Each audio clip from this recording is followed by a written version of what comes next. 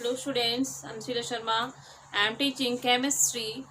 Now, today we discuss the class 12 chapters P block elements. In P block elements, we have already discussed 15 groups, 16 group physical and chemical properties, compounds of oxygen, dioxygen and ozone. Now, today topic is sulfur. Sulfur is the second element of group 16. Sulfur is presents allotropic two forms, rhombic sulfur and monoclinic sulfur. Rhombic sulfur is denoted by alpha sulfur, that is another name is beta sulfur. Rhombic sulfur, that is yellow color and that is a dull yellow color. And this rhombic sulfur is heat above 369 Kelvin temperature, it change into beta sulfur, that name is a monoclinic sulfur. That is a difference between rhombic sulfur and monoclinic sulfur. Both are allotropic of sulfur. Second difference, the rhombic sulfur is formed when sulfur is slowly evaporate in the presence of carbon disulfide. It changed into S at alpha sulfur, and this alpha sulfur, that temperature is below 369. When the temperature increase 369, above 369 is changed into beta sulfur. Second, that specific gravity is 2.06 gram per cube centimeter. Then that is specific gravity is 1.98 gram per cube centimeter. Melting point 385.8 Kelvin. That melting point is 390 Kelvin. That is a stable form at room temperature. Room temperature में stable form पे रहता है ये, and that is stable at above 369 kelvin temperature because beta sulphurs are prepared above 369 kelvin temperature. Fifth, it does not dissolve with water but dissolve with carbon disulfide. That is also dissolve with carbon disulfide. Okay.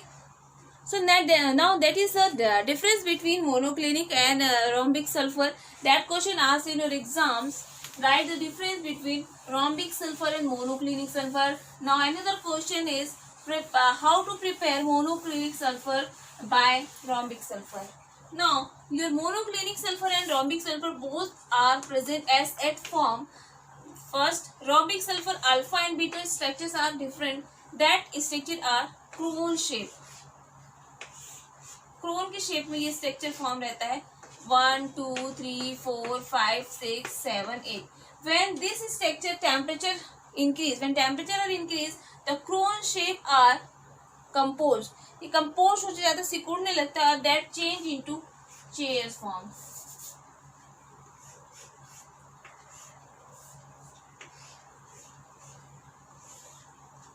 One two three four five six. बाकी तो उस side hidden रह रहे हैं क्योंकि हम 2 dimension show कर रहे हैं. So that is a chair form, that is a crown shape, that is a structure of alpha and beta sulphur. ये अल्फा और बीटा सल्फर के स्ट्रक्चर्स हैं जो इस तरह से फॉर्म होते हैं. ठीक है.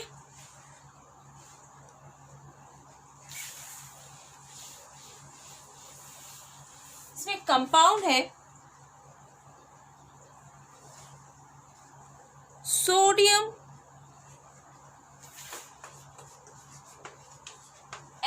Na2SO3.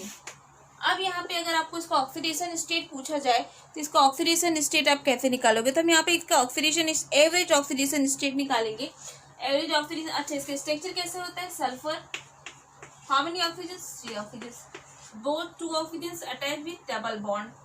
1 oxygen sodium, second oxygen sulphur, then sodium. That is structure. ये इसका स्ट्रक्चर है और इस तरह से बॉन्ड का फॉर्मेशन कर रहा है.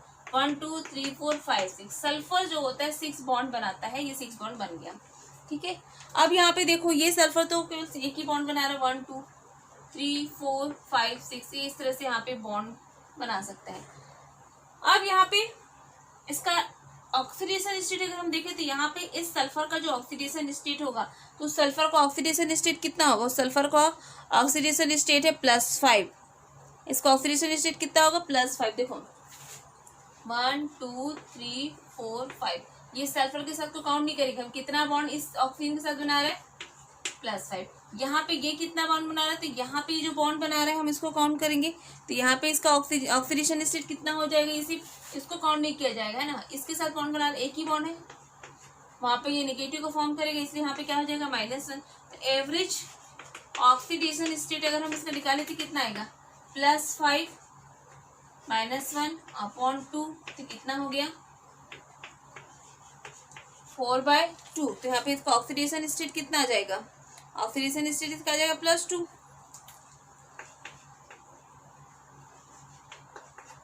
इसका एवरेज ऑक्सीडेशन स्टेट क्या निकलेगा, एवरेज ऑक्सीडेशन स्टेट इसका क्या निकलेगा, +2 निकलेगा। अगर हम इस साइड जाएं, ठीक है, तो ये इसका एवरेज ऑक्सीडेशन स्टेट है। तो एक हमने एक कंपाउंड बताया, वैसे पूछा नहीं जाता तभी हम इसको बता दिए कि इस तरह के कंपाउंड को फॉर्मेशन करता है, ठीक है। नाउ रिएक्शन, सल्फर का रिएक्शन, सल्फर जो होता है किस तरह से रिएक्ट करता है ये हम देखते हैं।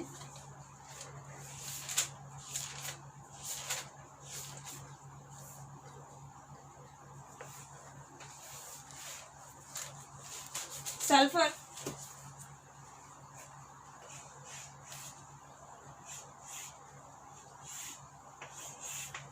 first react with sodium hydroxide. Sulfur react with sodium hydroxide, then form sodium sulfite plus Na2H2O3, sodium hyposulphide, ठीक है, ये बनाता है। नेक्स्ट H2SO4 के साथ रिएक्ट कराते हैं, तभी बनता है sulphur dioxide plus H2O। Third, com HNO3 के साथ हम रिएक्ट कराते हैं, कंसंट्रेट HNO3 के साथ रिएक्ट कराते हैं, तो कंसंट्रेट HNO3 के साथ क्या हो जाएगा, NO2 बना लेगा, प्लस क्या बना लेगा, सल्फर ऑक्सीजन के साथ मिलकर सल्फर डाइऑक्साइड बना लेगा, प्लस क्या बचेगा वहां पे, वाटर बच जाएगा, ठीक है। सॉरी, अब ये दोनों मिलकर आपस में चाहे तो सल्फेट बना सकते थे, सल्फ्यूरिक एसिड बना सकते हैं, H2SO4 प्लस H2O, ये बनाएंगे क्योंकि यहाँ पे सल्फर भी और ये भी, इसलिए, है ना। अब यहाँ पे नेक्स्ट रिएक्शन है कि ऑक्सीजन के साथ जब रिएक्ट करता है तभी बनाता है सल्फर डाइऑक्साइड और सल्फर ट्राइऑक्साइड, ये दोनों का फॉर्मेशन करता है,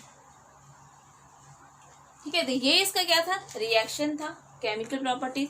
ये क्वेश्चन हम बता चुके हैं, which one is more oxidise, SO2 और SO3 दोनों में से कौन ज्यादा ऑक्सीडाइज होगा, यहाँ पे सल्फर डाइऑक्साइड या सल्फर ट्राइऑक्साइड, दोनों में किसका ऑक्सीडेशन स्टेट ज्यादा है, जिसका ऑक्सीडेशन स्टेट ज्यादा होगा ज्यादा ऑक्सीडाइज होगा, ज्यादा एसिडिक होगा तो greater oxidation number, greater acidic property. तो यहाँ पे सल्फर ट्राइऑक्साइड में +6 है, इसका +4 है, दैट मीन्स कि इसका ऑक्सीडेशन नंबर ज्यादा है, इसलिए वो ज्यादा एसिडिक कैरेक्टर शो करेगा। क्लियर, ये था हमारा सल्फर का।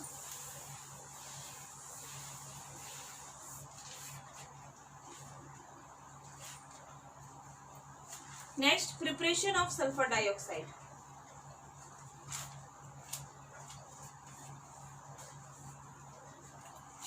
फर्स्ट, सल्फर डाइऑक्साइड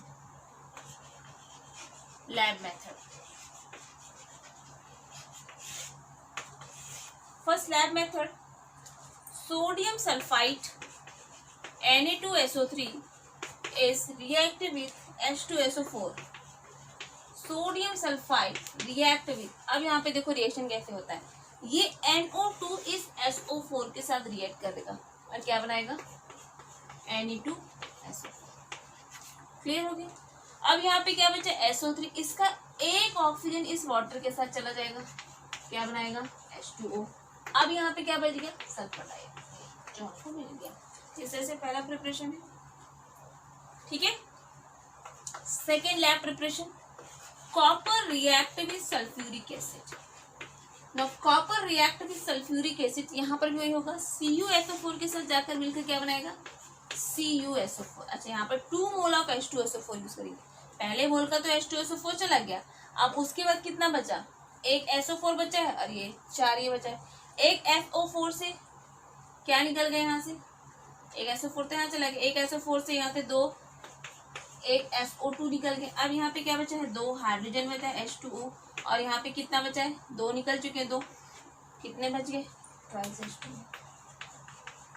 क्लियर, ये था प्रिपरेशन सल्फर डाइऑक्साइड का मेथड, लैब मेथड कि how to prepare sulphur dioxide.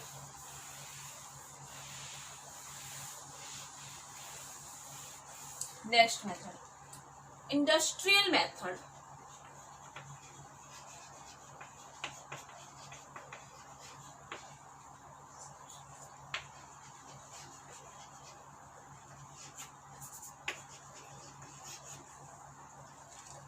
Industrial method, industrial method FeSO4 7H2O. You know that hydrated ferrous sulphate, इसको हम लोग ब्लू विट्रोल भी नाम से जानते हैं. Hydrated ferrous sulfate.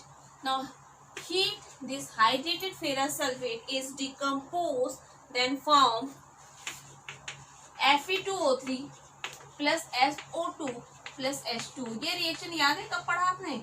10th में पढ़ा था आपने ये reaction. Sulphur dioxide, sorry sulphur trioxide, water तो नहीं, सल्फर डाइऑक्साइड नहीं सल्फर ट्राइऑक्साइड. वाटर यहाँ पे पहले ही रिप्लेस हो जाता है 7H2SO4 के फॉर्म में. ये ठीक है. तो यहाँ पे इस तरह का रिएक्शन होता है. यहाँ पे देखो चेंज हो रहा है, इसका ऑक्सीडेशन नंबर +2 है, यहाँ पे इसका ऑक्सीडेशन नंबर +3 है. ये फेरस से फेरिक में चेंज हो रहा है, डिकम्पोज भी हो रहा है. ठीक है. तो इसको रेडॉक्स रिएक्शन भी बोलते हैं, इसको डिकम्पोजिशन रिएक्शन भी बोलते हैं. हमने टाइप ऑफ रिएक्शन क्लास 10 के फर्स्ट चैप्टर में पढ़ा था. ये वाला रिएक्शन, ये जो ब्लू विट्रॉल होता है वो चेंज हो जाता है ब्राउन कलर में, और sulphur dioxide, sulphur dioxide gas evaporate होती है वहां पे. एक और रिएक्शन है यहाँ पे industrial. Ferrous sulphide is react with oxygen, then form Fe2O3 plus sulphur dioxide. Balance कर लो, 8 2 11 4. वैसे आप बैलेंस कर सकते हैं यहाँ पे, है ना. अब यहाँ पे देखो फॉर्म कैसे हुआ. यहाँ पे कितना हो रहा है, यहाँ पे इसका ऑक्सीडेशन +2 है, यहाँ पे इसका ऑक्सीडेशन स्टेट कितना है, +3 है. अगेन फेरस से फेरिक में चेंज हो रहा है. अच्छा, that ferrous sulphide that name is fools gold.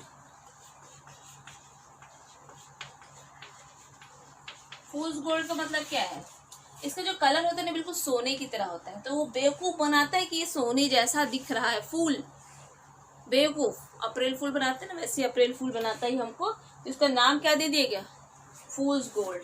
तो ये था हमारा प्रिपरेशन सल्फर डाइऑक्साइड का. सल्फर डाइऑक्साइड को कैसे प्रिपेयर करते हैं. यूजेस, इसका यूज क्या क्या है. ये गैस ड्राई होता है, यूज नहीं बोल सकते, प्रॉपर्टीज में आएगा इसके, फिजिकल प्रॉपर्टी में.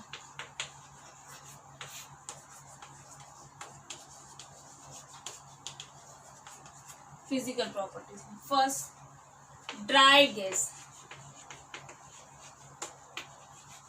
Dry gas.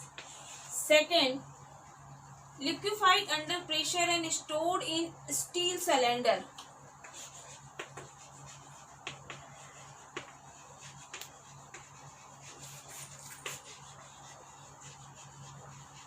Liquefied under pressure and stored.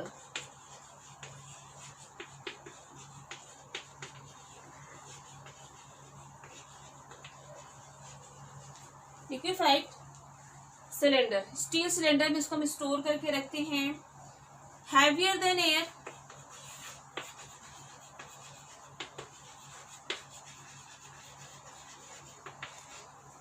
Fourth soluble in water.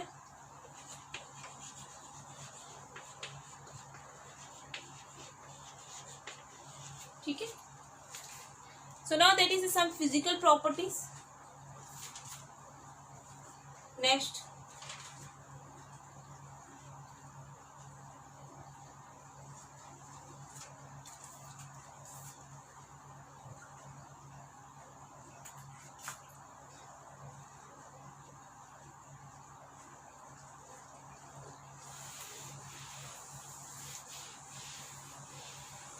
now one question. इसमें बहुत इंपॉर्टेंट क्वेश्चन है. Sulphur dioxide so acidic character और basic character give chemical reaction. या फिर पूछा जा सकता है कि सल्फर डाइऑक्साइड को अगर हम एसिडिक कैरेक्टर, अगर हम सल्फर डाइऑक्साइड को लाइम वाटर में हम डिसॉल्व करते तो पहले वो मिल्की हो जाता है, फिर एक्सिस फॉर्म में जब हम सल्फर डाइऑक्साइड को वहाँ पे डिसॉल्व करते हैं तो डिसअपियर हो जाता है मिल्की कलर. क्यों, ये आपको क्वेश्चन पूछ सकता है. या फिर आपको पूछा जा सकता है कि एसिडिक कैरेक्टर है कि बेसिक कैरेक्टर है, फिर केमिकल रिएक्शन के बेस पर बताओ. तो यहाँ पे हमको पता है, यू नो दैट कि sulphur dioxide show acidic character because sulphur dioxide react with water. जब ये वाटर के साथ रिएक्ट करता है तो सल्फ्यूरस एसिड का फॉर्मेशन करता है। ठीक है, ये सल्फ्यूरस एसिड का फॉर्मेशन करता है। इससे हमको पता चलता है कि सल्फ्यूरस एसिड, अब ब्लू लिटमस को हम लोग डीप करेंगे, इसमें तो किसमें चेंज आएगा, रेड कलर में चेंज आएगा। ठीक है, अब आपका क्वेश्चन आता है कि इस सल्फर डाइऑक्साइड को अगर मैं लाइम वाटर में पास आउट कराती हूँ, when the sulfur dioxide pass into the lime water, so it change into milky color, that is a calcium sulfide। Calcium sulphide में चेंज होता है। अगर एक्सेस फॉर्म में अगर मैं इसको चेंज करती हूँ, इस सल्फर डाइऑक्साइड को बहुत ज्यादा मात्रा में और ज्यादा सल्फर डाइऑक्साइड इसको दे दी मैं, तो ये किस में चेंज हो जाता है, कैल्शियम बाय सल्फाइड। तो वहां पे ये जो मिल्की कलर होता है ये क्या हो जाता है, डिसअपियर हो जाता है।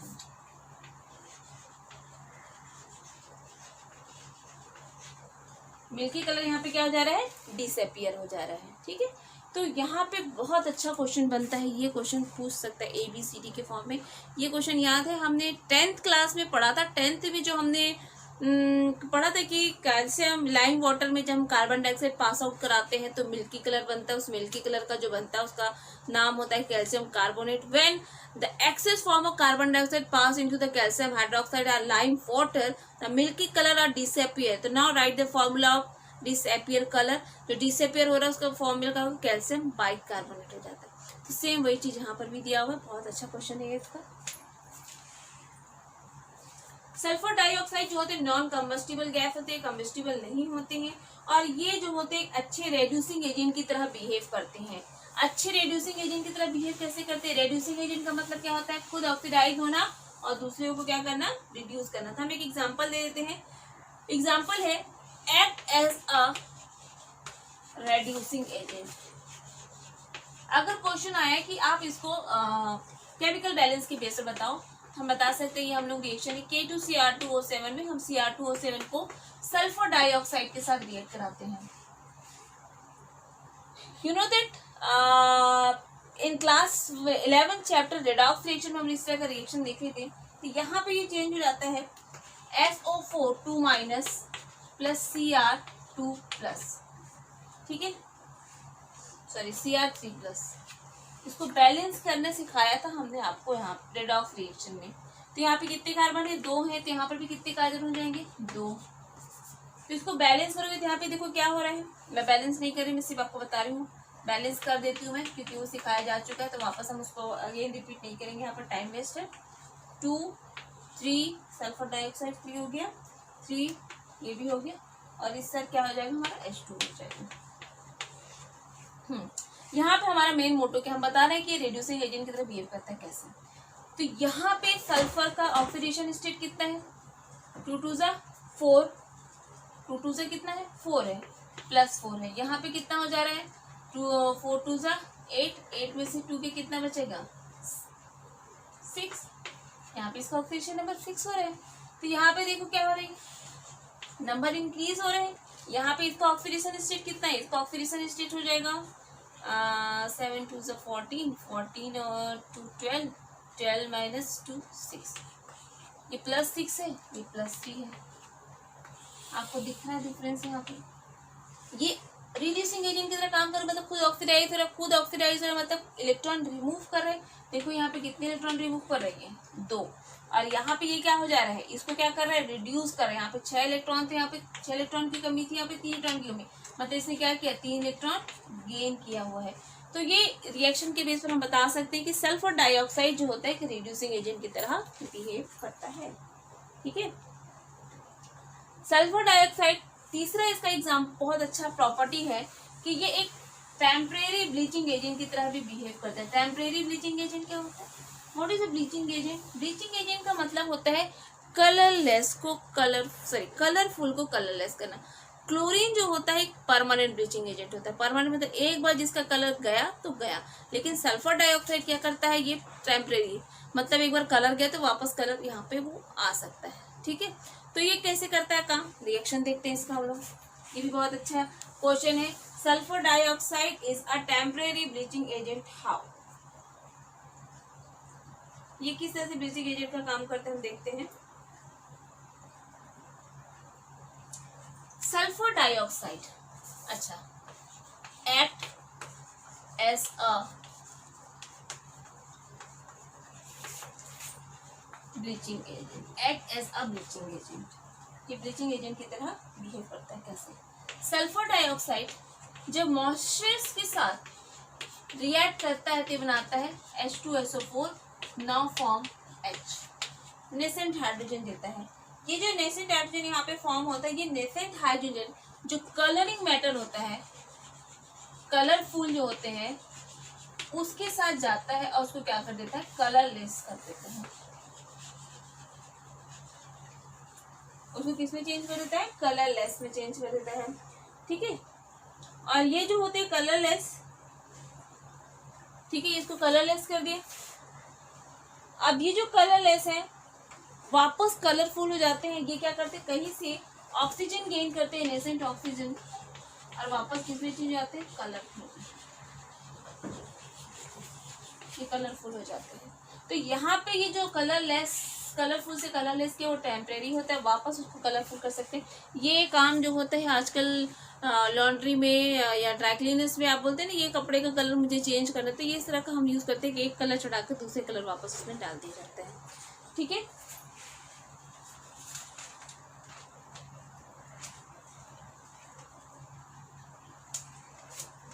तो ये था आपका सल्फर डाइऑक्साइड। ठीक है, सो नेक्स्ट टॉपिक में हम लोग इसके आगे का देखेंगे। अगर आपको इसमें कोई डाउट होता है तो आप उससे पूछ सकते हैं। Thank you.